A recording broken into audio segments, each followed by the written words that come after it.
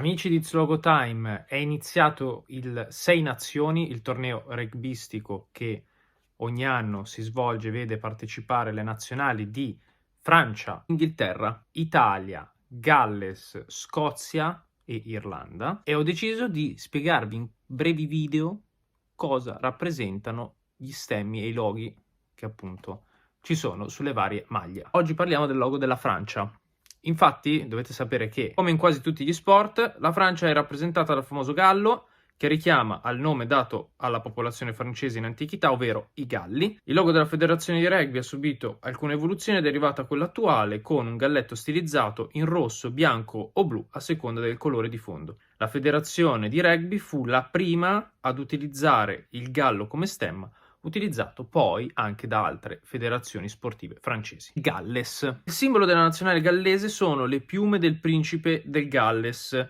Tale emblema fu scelto nel XIX secolo dalla Welsh Rugby Union per testimoniare la propria fedeltà al Regno Unito. Nel 1991, per permettere la registrazione del logo, il motivo originale fu sostituito da una versione più stilizzata, che è anche la versione attuale. L'Inghilterra, a differenza delle altre due maggiori federazioni sportive inglesi che hanno adottato nei loro stemmi i tre leoni dei Plantageneti, quella rugbistica prese a simbolo la rosa rossa della casa dei Lancaster. Verso la fine degli anni 90 la federazione decise di ridisegnare la rosa ed è poi la versione indossata attualmente dalla nazionale. L'Irlanda. La nazionale irlandese utilizza come proprio stemma il famoso shamrock, simbolo dell'Irlanda, oltre ad essere emblema di diverse squadre sportive. Nel caso della nazionale di rugby viene usato lo stemma presente al centro della bandiera nazionale, che vede tre trifogli